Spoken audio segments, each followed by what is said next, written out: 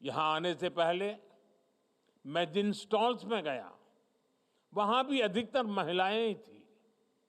North east की महिलाओं की इस उद्यमशीलता ने इसे पूरे नॉर्थ ईस्ट को एक ऐसी मजबूती मिलती है जिसका कोई मुकाबला नहीं।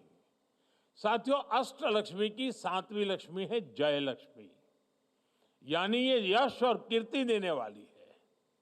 आज पूरे विश्व में भारत प्रति जो उम्मीदें हैं, उसमें हमारे नॉर्थ ईस्ट की अहम भूमिका है।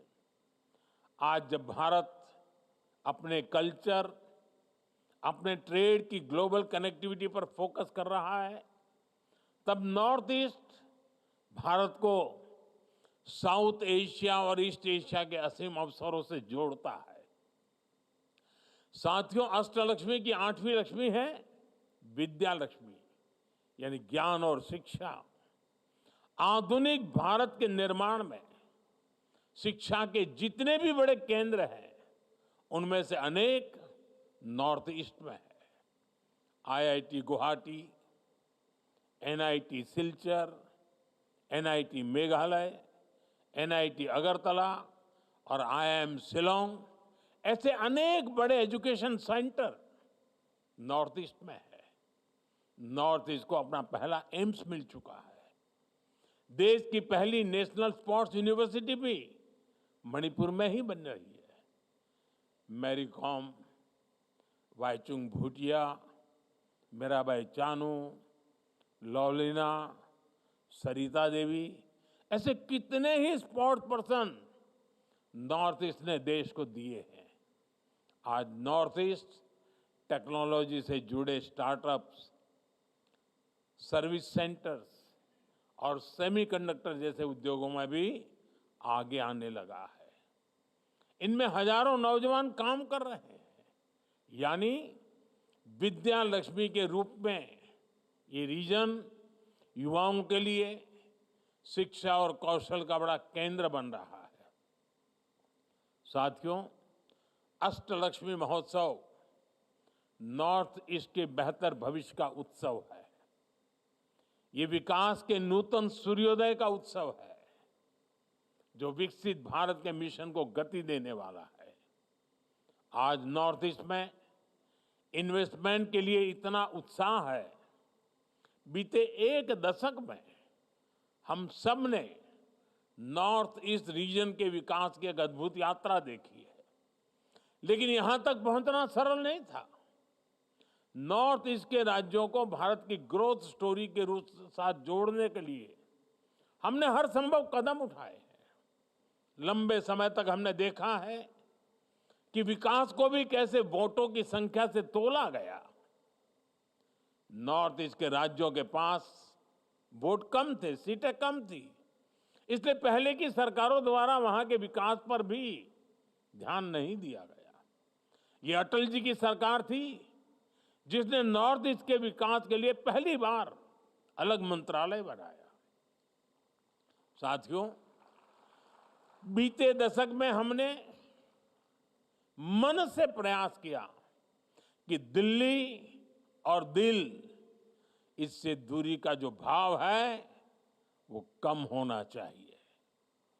केंद्र सरकार के मंत्री 700 से अधिक बार नॉर्थ ईस्ट के राज्यों में गए हैं, लोगों के साथ वहां लंबा समय गुजारा है।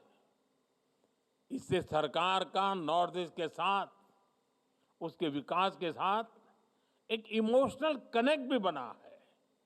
इससे वहां के विकास को अद्भुत गति मिली है। मैं एक आंकड़ा देता हूं।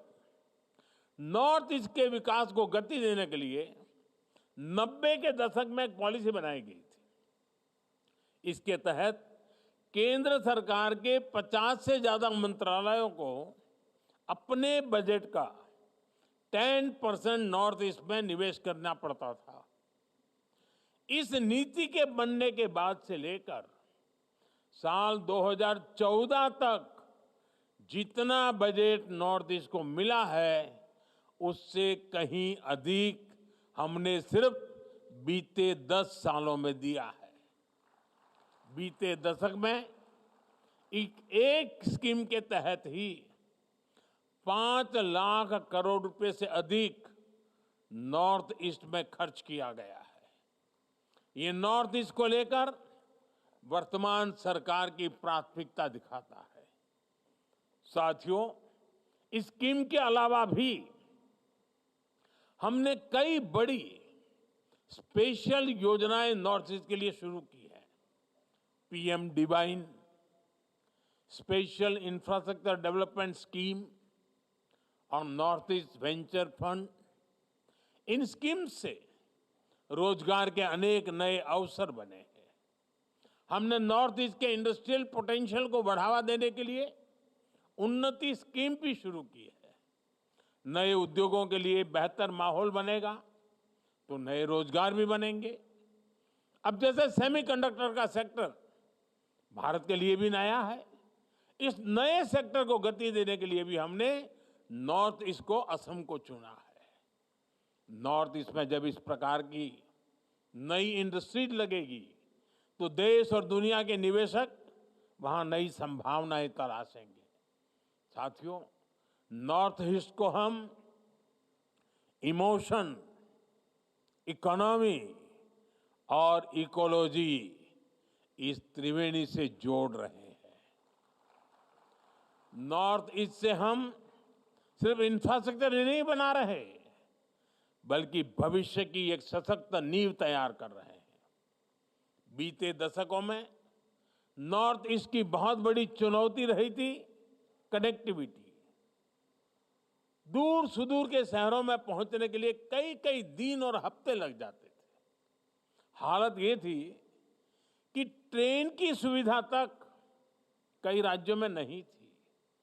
इसलिए 2014 के बाद हमारी सरकार ने फिजिकल इंफ्रास्ट्रक्चर पर भी और सोशल इंफ्रास्ट्रक्चर पर भी बहुत ज्यादा फोकस किया। इससे नॉर्थ ईस्ट में इंफ्रास्ट्रक्चर की क्वालिटी और लोगों के जीवन की क्वालिटी दोनों में जबरदस्त सुधार हुआ। हमने प्रोजेक्ट्स के इम्प्लीमेंटेशन को भी तेज किया। कई वर्षों से चल रहे प्रोजेक्ट्स पूरे किए गए। आप बोगीबील ब्रिज का ही उदाहरण लीजिए। कई सालों से लटके इस प्रोजेक्ट के पूरा होने से पहले धेमाजी से डिब्रूगढ़ तक की यात्रा में पूरा एक दिन लगता था।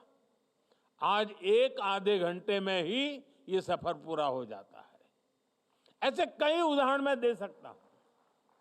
साथियों, बीते 10 सालों में करीब 5,000 किलोमीटर के नेशनल हाईवे, वो प्रोजेक्ट्स पूरे हो चुके हैं।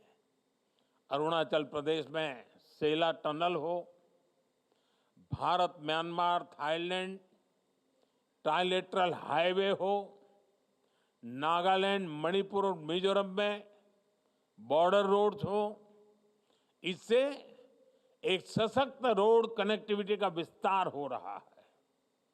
पिछले साल G20 के दौरान भारत ने आईमेक का विजन दुनिया के सामने रखा है।